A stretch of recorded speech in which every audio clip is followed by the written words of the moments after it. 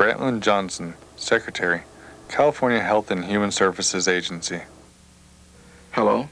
I would like to take a moment to talk with you about a shameful problem in our state that not many people know about. And that problem is crime and violence against people with serious disabilities. Yes, you heard me correctly. Studies consistently show that the rate of crime against people with disabilities is 4 to 10 times higher than that for the general public. Yet this problem has been invisible to the most caring among us. Why? Because few of these crimes are reported, and even fewer are prosecuted.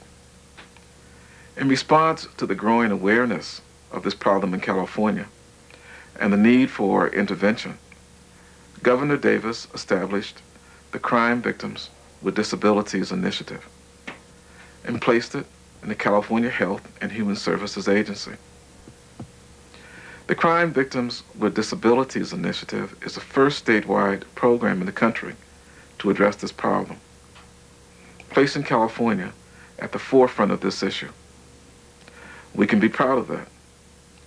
A critical element of the initiative is training for managers and staff in the 7 departments located within the Health and Human Services Agency that serve people with disabilities or address issues of violence. The training is aimed at increasing public awareness of the problem of violence against persons with disabilities. Its goal is to inform each of us on how we can help ensure that our service systems meet the needs of people with disabilities who are victims of crime. The training will help you recognize the signs of crime against the most vulnerable among us, to prevent such crimes whenever possible, and to improve reporting of these crimes.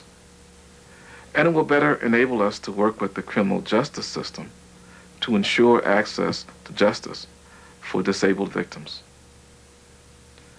This initiative is a priority for this administration, this agency, and your departments.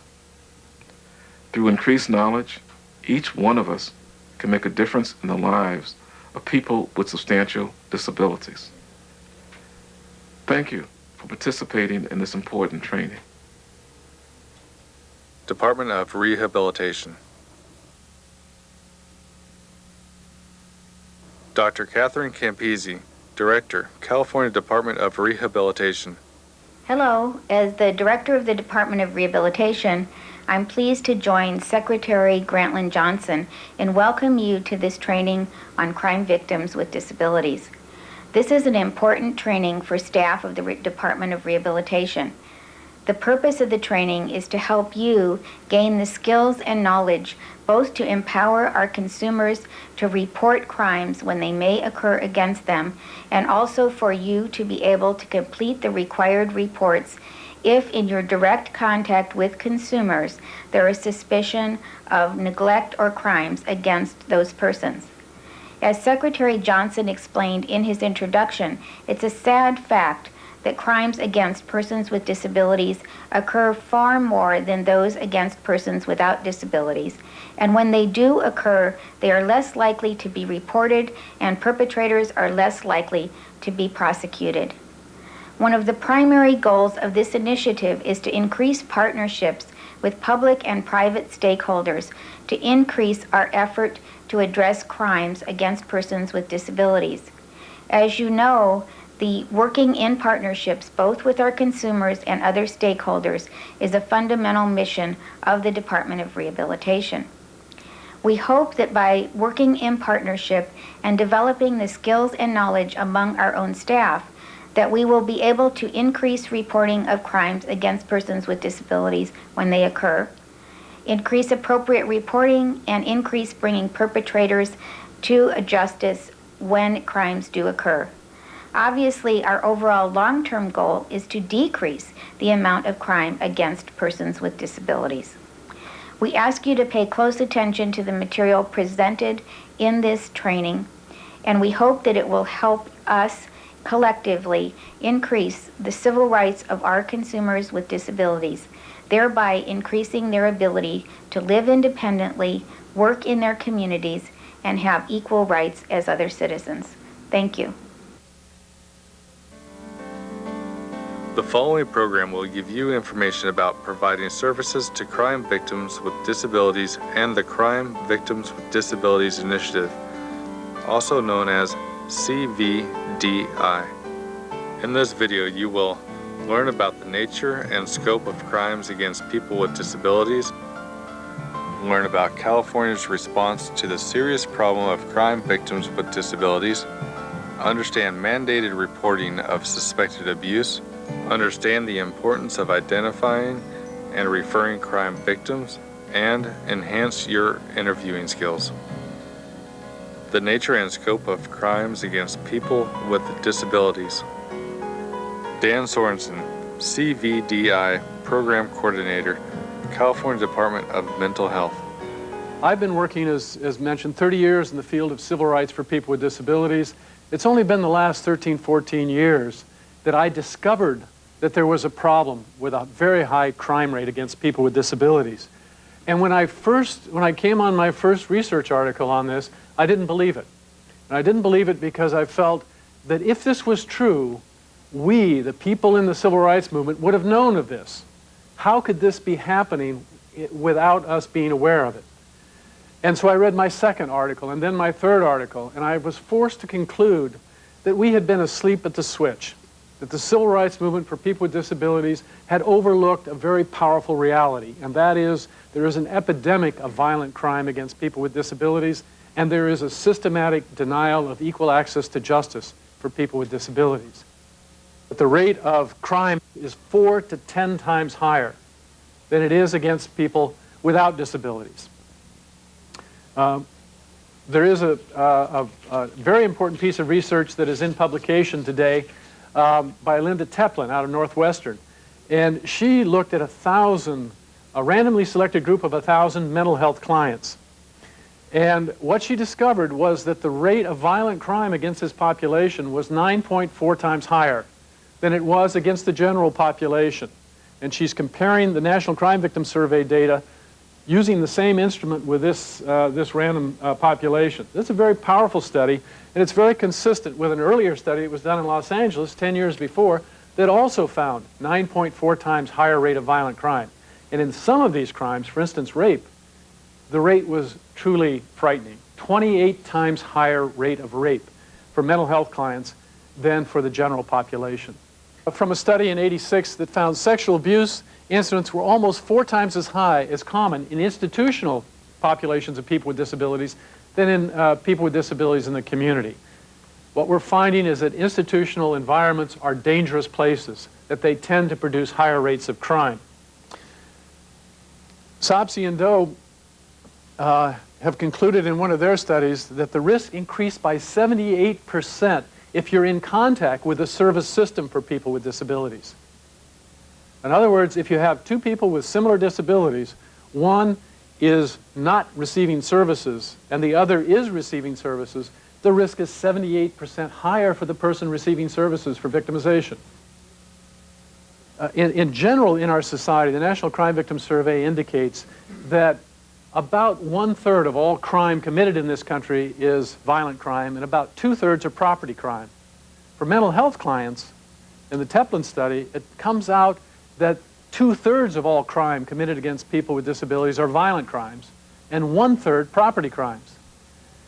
Violent crimes are the most destructive kinds of crimes. They have the most damaging impact on people's lives. So we're looking at a pattern not only of a high rate of crime, but a pattern of more destructive violence. 80% of a study of sexual assault victims with a range of different kinds of disabilities reported that they'd been assaulted more than once. 50% of this group had been sexually assaulted over 10 times. There is very little stranger crime involved in these acts of violence. Well over 90%, and study after study after study, are well known to the victim. But even more powerful fact is that when it comes, and this is a study, Sopsey Doe, that looked at sexual assault, almost half of the perpetrators are care providers. Now, this is a world that is unique in that regard. Many people with disabilities have extensive contacts with care providers, and there's a power imbalance in that relationship. If you can't get out of bed without the assistance of an aide, that gives the aide a tremendous amount of power over you. If you are a person with a cognitive disability and you are in a group sort of situation where people control when you eat, when you go to bed, who you see, they have that kind of power over you, that produces a tremendous power imbalance. And when it comes to violence against people, it's often related to that kind of power imbalance. Now, we have a high rate of violence. We have multiple victimization, repeat victimization. We have perpetrators being primarily, or the largest group of perpetrators being care providers. These are all important elements to this. But another element is that these crimes are not being reported. By that, I mean effectively reported. The woman I told you about, she disclosed every one of those multiple rapes, and they never resulted in a police report. So often, people are disbelieved. One of the most common things I hear from crime victims with disabilities throughout, not only California, but across the country, is many of them tell me they don't even bother to report the crimes anymore because nothing is ever done about them. These are people who have disclosed violent felonies and have been brushed aside. Nothing's been done about it. They've been disbelieved, or it's been handled administratively. So the perpetrator is fired, and it doesn't get to the police. There's a lot of reasons for that. Nationally, according to the National Crime Victim Survey, 44% of violent crimes are reported nationally, and actually the latest National Crime Victim Survey number is 49%. So 49% of all violent crimes are reported. So almost half the violent crimes are not reported. People make a personal decision not to report it. Or in some cases, they don't recognize it as a violent crime. A couple of college kids go out drinking, they get in a fight in a bar, and a bunch of guys jump them and beat them up. And that's criminal assault. They don't think of it as that.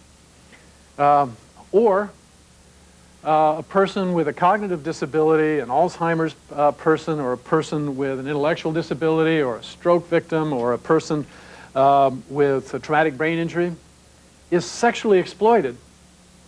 And the person doing the sexual exploitation, the care providers say, describes this event as something that is not a crime and convinces the victim that this is not a crime.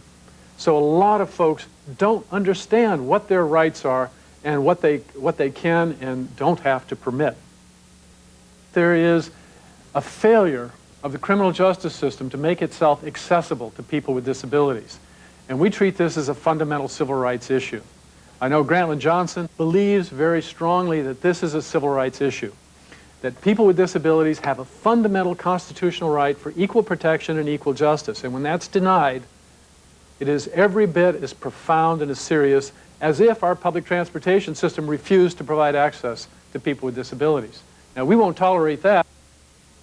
There was a study done in Boston in which they looked at the relative investigation, prosecution rates and conviction rates of people with disabilities versus the general population. They found that 5% of crimes against people with disabilities in this sample resulted in convictions.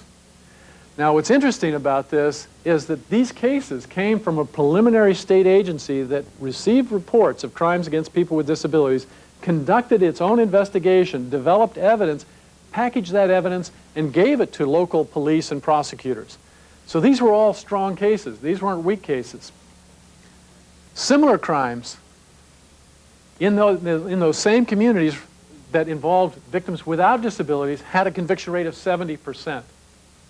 So something is breaking down, and in most cases in this study, the problem was that local police and local prosecutors refused to investigate or prosecute these cases because they felt that the victims with disabilities were somehow untrustworthy witnesses, wouldn't hold up in court, these are weak cases, or in some cases because of a profound prejudice and bias against the worthwhileness of people with disabilities. That somehow, if a person had a severe disability, that it didn't matter as much.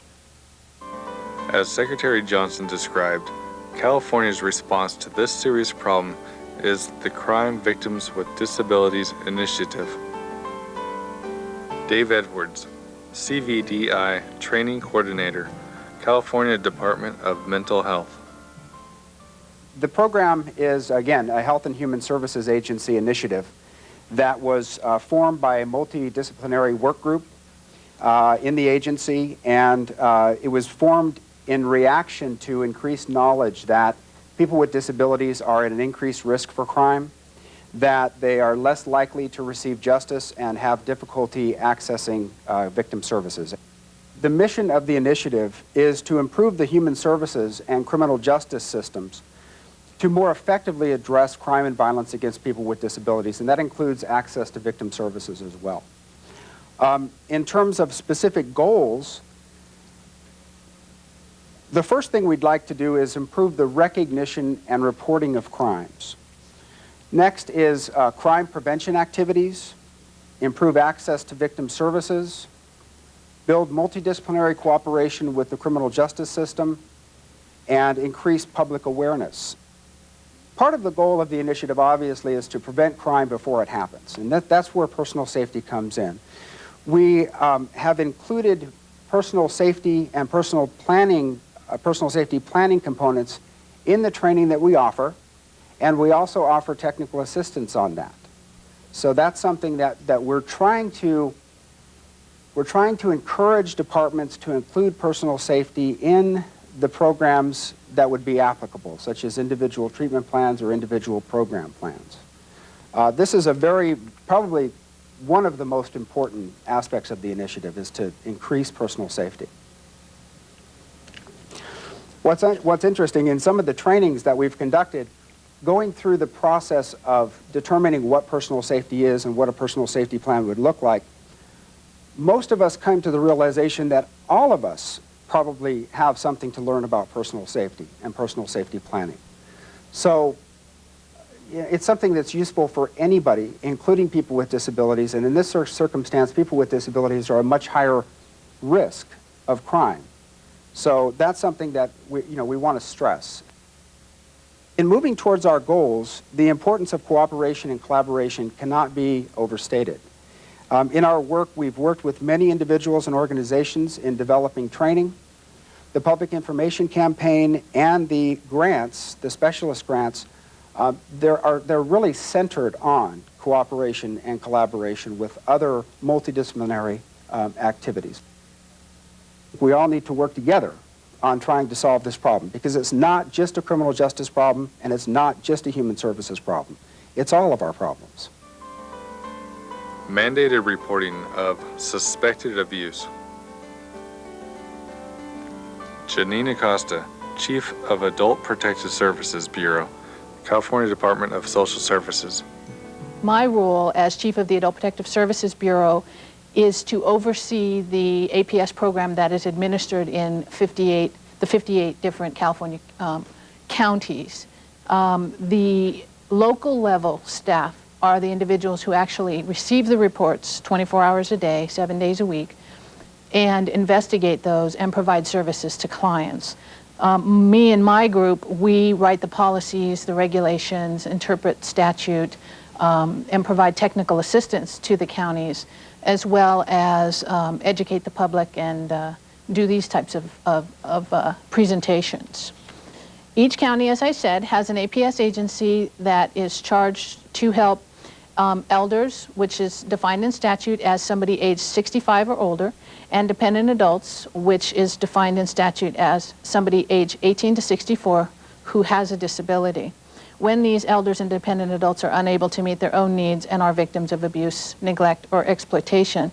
Let me start off here with just explaining a little bit about the development of the enhanced APS program and the definitions in statute. Elder is a pretty easy type of a definition, somebody who's age 65 or older. What I want to focus on here a little bit is the definition of quote-unquote dependent adult.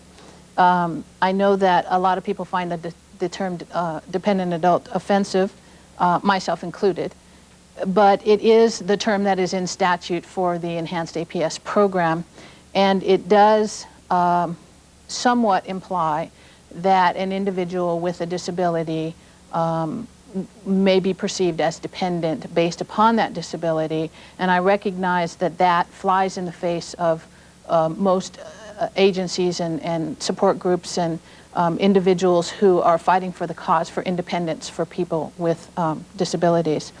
Statute actually defines that a person, a dependent adult, as a person between the age of 18 and 64 who resides in the state and who has physical or mental limitations that restrict his or her ability to carry out normal activities or to protect his or her rights, including but not limited to persons who have physical or developmental disabilities and whose physical or mental disabilities have diminished because of age.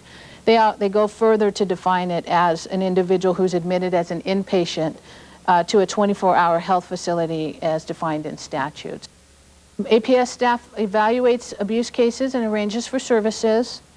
These services can include, they're not limited to, but they can include advocacy, counseling, out-of-home placement, making a recommendation for conservatorship to either the public guardian's office or the district attorney's office, depending on which agency is responsible for those in that county.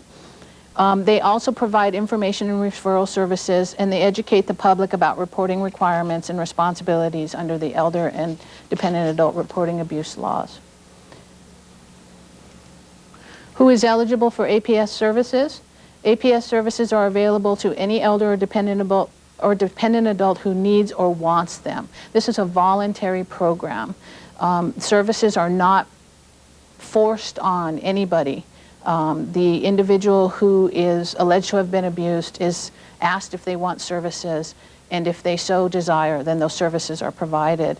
However, if a penal code violation has occurred, then the investigation part that APS does will go forward. They will continue to investigate the allegation of abuse or neglect. They will cross-report to law enforcement, and law enforcement will continue to investigate.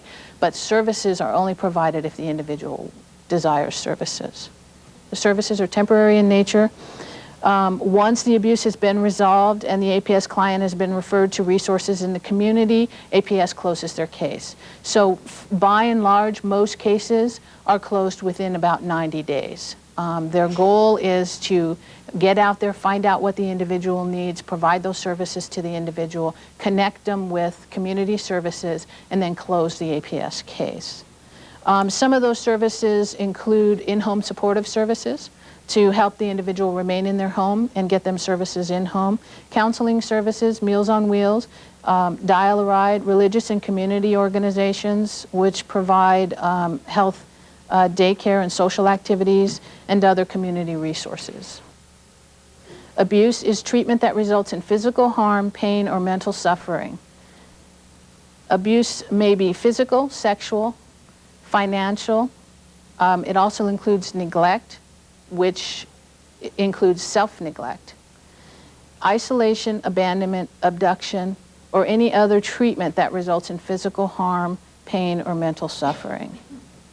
And it's really important to recognize and remember that abuse includes rape, assault, and battery, and other criminal acts of theft and violence against persons that are served in this program. Abuse is also when a care provider withholds goods, services, care, or care needed to prevent harm and mental suffering for the person for whom they are responsible. Mandated reporters are persons who are required by law to report the incidents of elder or dependent adult abuse of which they become aware. The persons who are required to report abuse is anyone who has assumed permanent or intermittent care of an elder or dependent adult, or any public or private sector worker who is so defined in statute. And this statute is listed both in your handouts that you received as well as on the screen right now. And it's, as I said, Welfare and Institutions Code 15630 and also 15610.17. And that one, 15610.17, talks about who are care custodians. And it's many pages long. It goes from A all the way to X, actually to Y, And in the statute, the one that's going to really pertain to the group that I'm talking to now and to the groups of people that you'll be providing this information to is listed in Y. And that's any other protective, public, sectarian, mental health, or public assistance or advocacy agency or person providing health services or social services to elders or dependent adults. That's a pretty broad category there. That's just about everybody under the sun in any health or social services agency. So, so that's where if anybody says, well, why am I a mandated reporter of abuse, you would point them in that direction. What are the requirements for making a report of abuse? A mandated reporter who knows or has reason to believe that abuse has occurred must report that abuse immediately by telephone and then follow up with a written report within 48 hours. And if one or more mandated reporters becomes aware of an incident of abuse, they can decide amongst themselves who's actually going to make the report. So if you have 10 people who are aware of a situation, the agency is not getting 10 reports on the same person. However, if you come to find out that the individual who was charged with actually reporting it didn't report it, then it would be your responsibility to report. Where should a report of abuse be made? Make reports of abuse for an elder or dependent adult who resides in a home-like setting to the APS agency in the county where the alleged victim resides. Abuse reports can also be made to the police or the sheriff's department in that county. So you have two choices there. If you're unsure of where to make a report, go ahead and call the APS agency in the county, and they'll go ahead and give you the referral number to, where you should report if for any reason you're unsure about that. How should a report be made? As I indicated earlier, initially by telephone, within 2 days on a written report that gets sent to the agency that you called and made the report to. APS agencies must respond to all life-threatening situations immediately, as soon as is practically possible, but no longer than later than 24 hours. If it's a non-life-threatening situation, then they have 10 days to respond.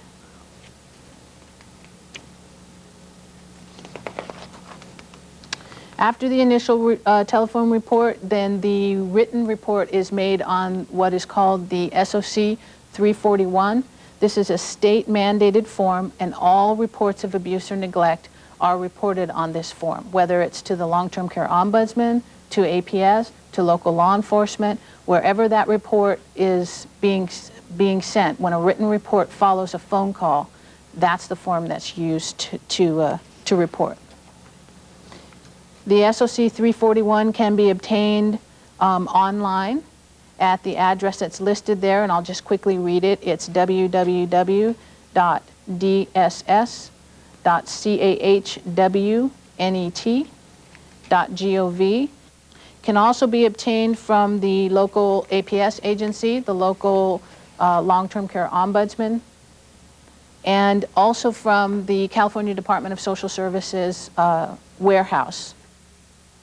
Are there penalties for mandated reporters who fail to report abuse? Yes, there are. Essentially, it's considered a misdemeanor that can be punished by imprisonment for 6 months in the county jail, or a $1,000 fine, or both. And the standard that the law applies to mandated reporters is that of what a reasonable person in a similar position would assume.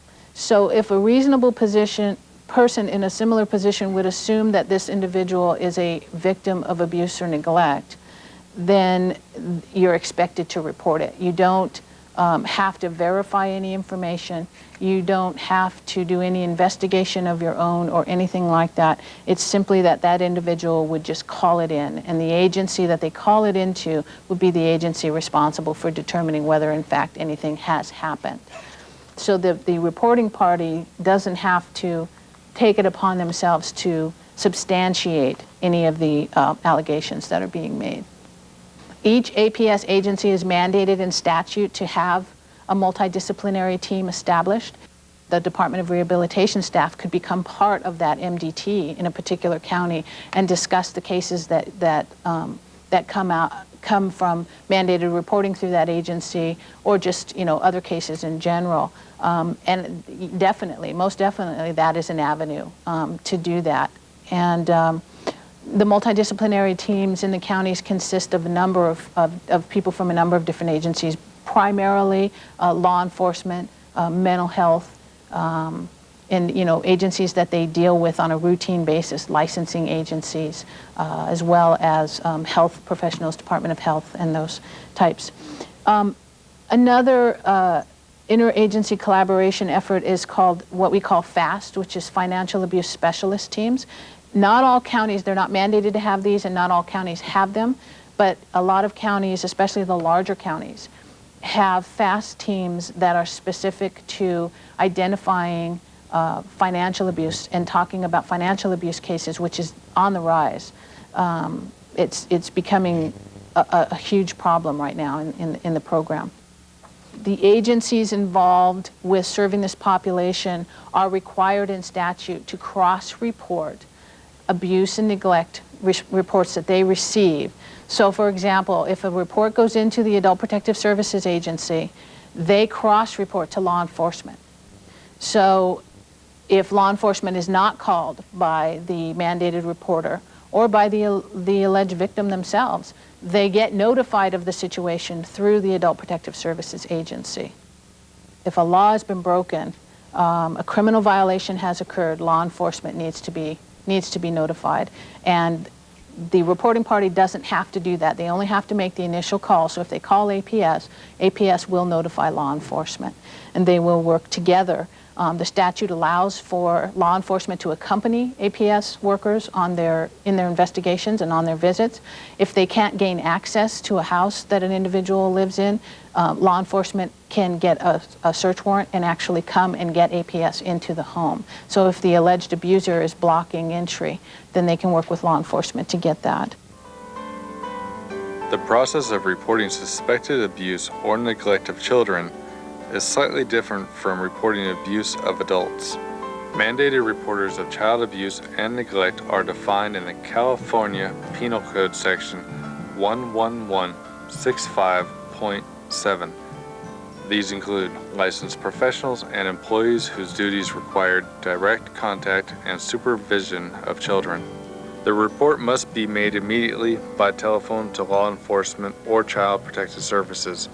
Within 36 hours, a written report on the suspected child abuse report form must be sent. Signs and symptoms of possible victimization. As Secretary Johnson said, recognizing the signs of crime is an important part of this training. Some signs or symptoms that may indicate possible crime victimization can include physical signs, such as visible bruising or injuries, physical pain, traumatic brain injury from assault, and/or other physical disorders. Psychological symptoms such as depression, anxiety disorders, fears, phobias, and other post-traumatic stress symptoms. Behavioral signs such as substance abuse, eating or sleep disorders, high-risk behavior, and/or interpersonal or learning problems. Identifying and referring crime victims.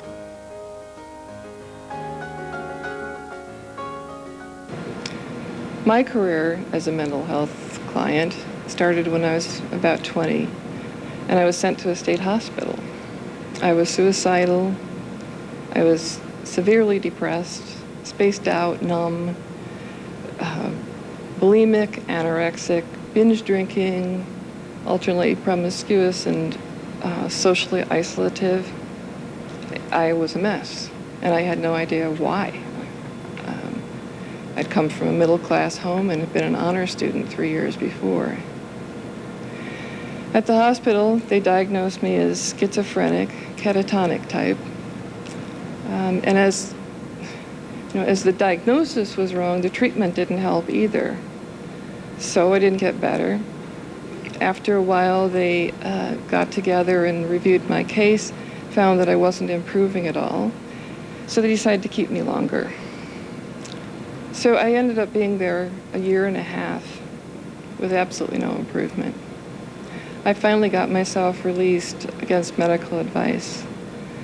And for the next 25 years, I was in therapy of one sort or another, one counselor after another.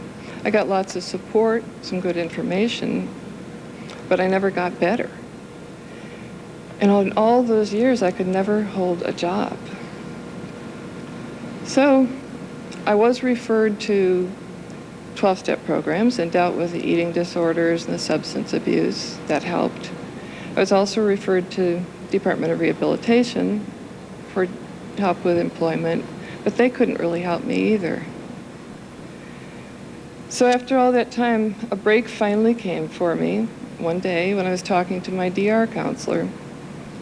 And she asked me something about being abused as a child. Well, I dissociated on the spot.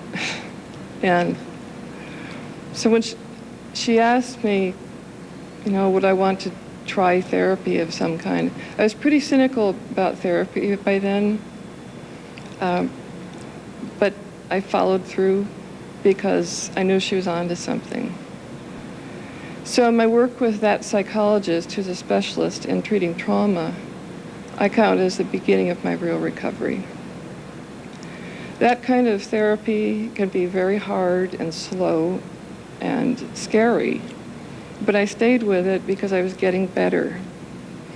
Finally, I was having friends. I was maintaining friendships and keeping my life sort of together, and the depression was reduced and the dissociation was reduced, and I just kept going. So I learned through the course of therapy over years that my childhood had been about chronic, sadistic, sexual child abuse. I also learned that the professional who had sexually abused me during the hospital years had committed a crime. I had no idea about this. Finally, I started getting part-time jobs that I found through temp agencies, and I could handle that. And eventually, an employer took a chance on me and offered me a permanent job. It started about 8 hours a week, and then went up to 20 hours a week, and then pretty soon after that, full-time. During that period, I also got married for the first time at the age of 47. So it was an exciting time.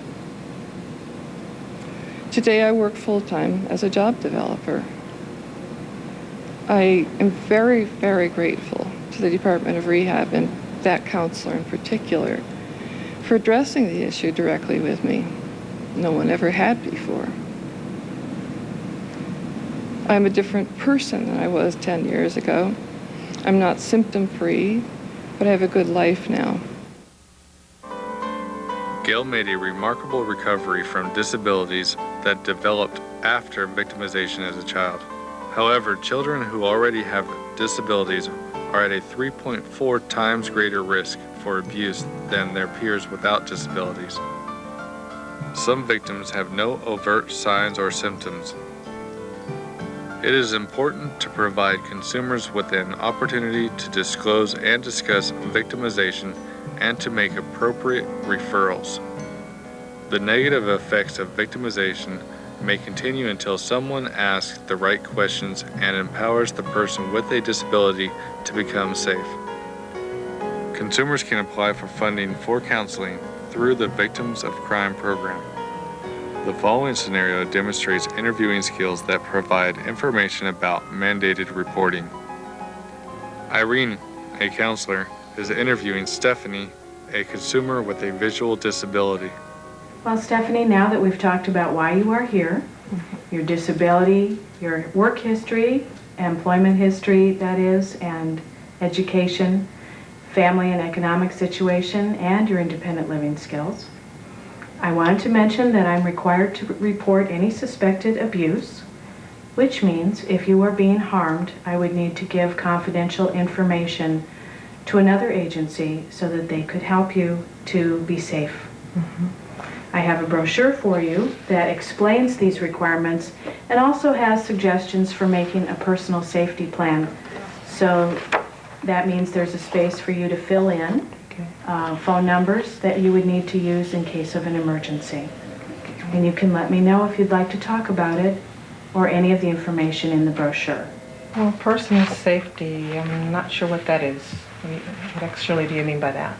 Well, personal safety refers to the reporting of abuse, essentially.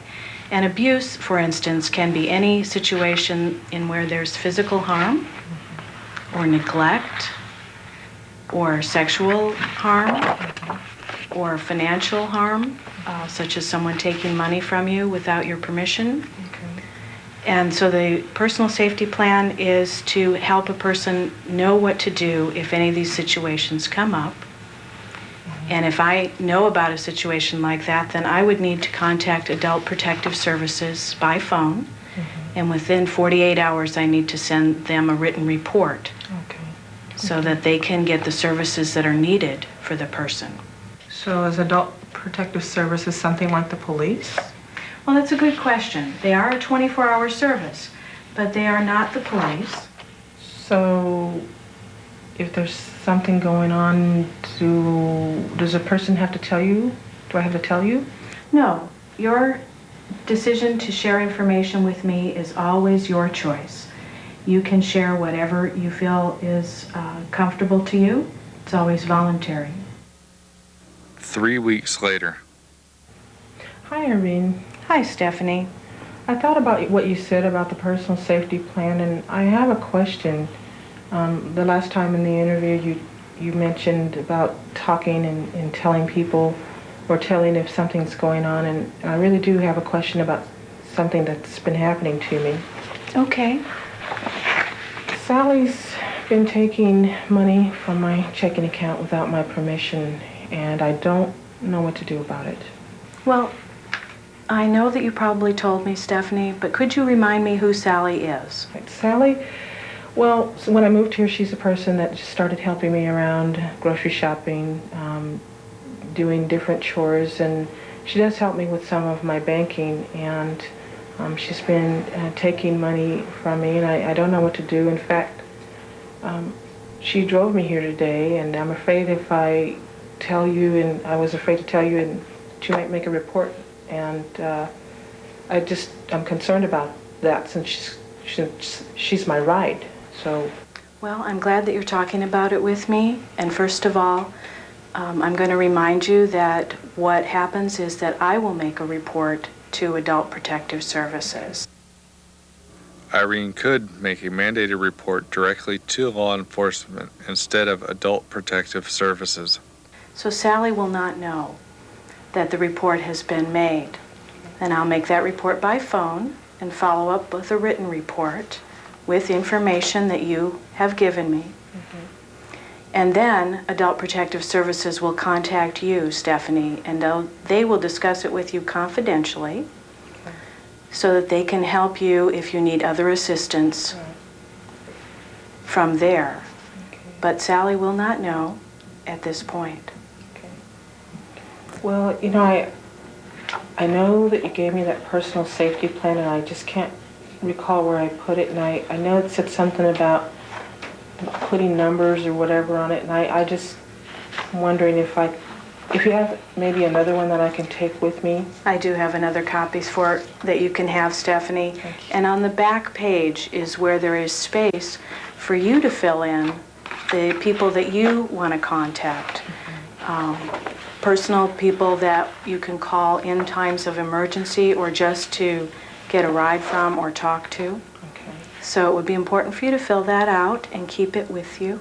Okay. Can you do that? Yeah, that won't be That part you can do? I can do that. Okay.